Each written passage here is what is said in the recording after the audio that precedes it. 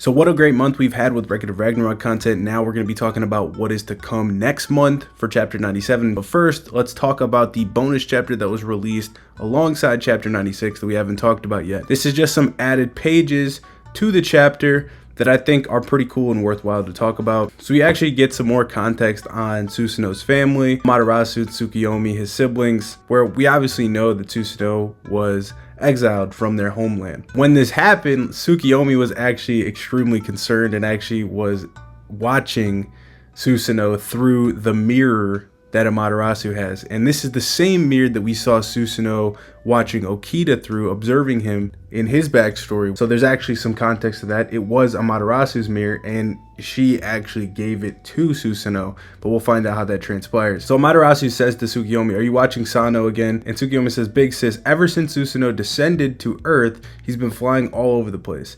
He's being way too reckless, obviously in his bird form." Amaterasu says, "You're such a worrywart, aren't you?" Tsukuyomi says, "If only a tool that could show someone what's happening anywhere were to exist," and he face palms. Then Susano'o wouldn't have to fly around everywhere like that. Amaterasu smirks and replies, "If only something clairvoyant were to exist." Obviously, Tsukuyomi was referencing the damn mirror that he's using, and effectively convinces Amaterasu that they should just give him this mirror so he doesn't have to be flying all over the place being reckless like this, and they're worried about him, genuinely concerned. So we cut to Earth now. We see Susano'o walking back to his cave. He says, should I go west or east tomorrow? He's obviously very strained, he's sweating, he just flew all over the place. If I go west, I won't be able to witness the completion of that master's technique in the east, but on the other hand, the technique in the west is also about to be completed. So he's having a dilemma. He was trying to observe all these great swordsmen, but he couldn't be two places at once. So when he walks into the cave, he gets a surprise and he sees the mirror waiting for him. A huge smile crosses his face as he thinks to himself, "That's sisters. That's for real. My big brother and sister are so sweet to their little brother." And we see that Amaterasu and Tsukuyomi were hovering over his cave. I don't know why they wouldn't just go down and talk to him. It was probably a pride thing, but they were hovering over his cave, just watching him, and they knew where his location was. So they were still looking out for him, even though they exiled him. And Tsukuyomi kept watching out for him through all the days. So that makes it even more heart-wrenching that they had to watch him die. Obviously they still cared for him, but it was a principle that if he wanted to follow his convictions, follow the sword, he couldn't live in their homeland, and that just was what it was. It's interesting though that we never really got Izunagi's thoughts on the exile, despite him being the head honcho of the Pantheon. So I kind of wish that we would have found more insight into that, but I guess he was too busy or something. Now, with that said, we have the preview for chapter 97. This might not actually be the literal translation of it, but this is one of the leakers, and this is what she's reporting. She's saying next month, Siegfried will tell the story of the primordial gods, revealing a secret that will shake the world of the gods. Now, if you put this in conjunction with the volume preview that we talked about earlier in the month, we know that we're supposed to be getting some big information about Odin and what his secret is, so I think that this lines up. If we get another translation for the preview, I'll cover it in one of my videos later next month, but it makes all the sense in the world. Obviously, we saw the big thing at the end of the chapter with Nostradamus bringing gold as per Siegfried's request to Siegfried, got into Tartarus with ease, and we saw these 3 bounty posters. Now, there was actually something else that was pretty interesting about this. Apparently, there was actually a 4th bounty poster on the wall that just didn't show us who was on it. And one of the other leakers here has a theory that it could be Rasputin, because he's really the only person at this point that's a representative that hasn't had their design revealed, so it could be the reason for the concealment. And it makes sense, especially if you think that Rasputin is locked up in his waiting chambers, because there is somebody locked up behind bars. So that would be crazy hype for Rasputin if he has some ties to Tartarus as well. I'm not sure how he would though, but maybe it had something to do with him trying to get immortality. We don't know, but this is crazy. And it's a good catch by this guy, because I didn't notice this reading the chapter either. So let me know what you guys think about that. And let me know who you think is going to represent humanity in round 11. So funny enough, right as I'm recording this video, we do actually get the official translation of what that actually says in the preview, and it says this: Goal is taken to Tartarus by Nostradamus and meets the dragon slaying hero Siegfried. What is told at the end of the underworld is the hidden history of the world of the gods, which is the root of Ragnarok. The story of the primordials and a secret that shakes the divine world is revealed. So essentially what I was talking about is basically just in line. The other translation was pretty accurate, but this gives us a lot more insight. Says that the primordials are the root of Ragnarok, basically leading into the theory that I've posted many times and talked about, that the tournament may be some kind of sacrificial ritual to enact their resurrection. Are we going to get that secret revealed? It's also possible that the secret that's revealed is that Siegfried is actually a son of Odin. Wouldn't be surprised if that's the case either. I have videos talking about both these things on the channel, and I might have to drop a whole theory video going deeper into this with the updated information we have. As far as the combatants next chapter, obviously there was no tease as far as who that could be for the next chapter, but I do think that by the end of next chapter, we will at least have some kind of idea. Usually there's some kind of tease toward who will be going out by the end is what I think. So I think maybe the first half of the chapter is talking about Siegfried giving up the lorddom, but maybe because it's such an important thing that we just don't get it at all. And maybe that whole chapter is fully devoted to Siegfried and we have to wait till 98 to get to reveal the fighters. I know a lot of people are patiently waiting though.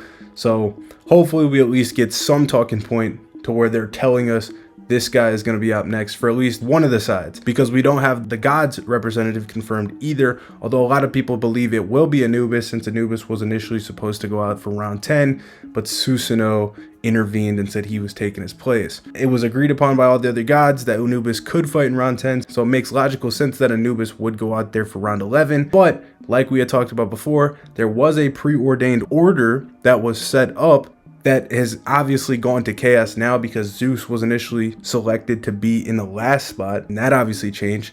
But as I've reiterated time and time again, Odin was not specifically put in the last spot, so there is a spot in placement that he was supposed to be at that he might want to maintain, so maybe that could be around 11, or maybe Loki will have the same thing involved, because I could see either Odin or Loki both being capable of bullying Anubis out of the spot. Not to mention the fact that Shiva, who was initially slotted to go in round 2, did not go right away in round 3. He didn't enter the arena until round 5, so multiple rounds later. So it's not a foregone conclusion that Anubis goes out there by any means. Now, with that being said, Brunhilde is under the assumption that Odin will not fight unless Ragnarok reaches a point where humanity has 6 wins. She thinks that he would have to go out there and fight to defend the god's honor to stop the 7th and final nail in the coffin for humanity. This could be a grave miscalculation from her. And I can honestly see a situation where whether Odin comes out next round to just completely throw a wrench in the plans, or a situation where maybe humanity does get 6 wins, maybe they win this next round, and then she's like, oh, Odin will go out there, and we've already seen Loki pose as Odin before, take his appearance. Maybe that same thing transpires where Odin looks like he walked out to the arena, she sends out whoever her fighter was to fight Odin, and then Loki reverts back in his form, and then that human fighter is now out there. That could be an elite chess move by Odin if Brunhilde has picked a tailor-made opponent for him, basically like she did for Hercules. Now, you gotta believe that if she had somebody specifically in mind for Hercules, she probably has somebody specific in mind for Odin. So I really like the way that that could go, and it could cause a lot of drama going forward in the series. Now, a way that this could end up working out is that whoever that predetermined opponent is, likely Nostradamus, could get matched up with Loki, and then maybe some shenanigans could take place, leading us to a final round of Odin versus Siegfried, with Siegfried volunding with Hilda. It is possible, but unlikely, because we're already at an imbalance for humanity, as they have 4 representatives left to fight and the gods only have 3 representatives. So we already have to have a god added to the roster. So if we were to add another human to the roster, that means one of the other humans would either have to drop out or they'd have to add 2 gods. So it's a big mess right now in Ragnarok with a lot of unpredictability. But we're here for it. We're going to be covering it all, and it's exciting times to say the least right now.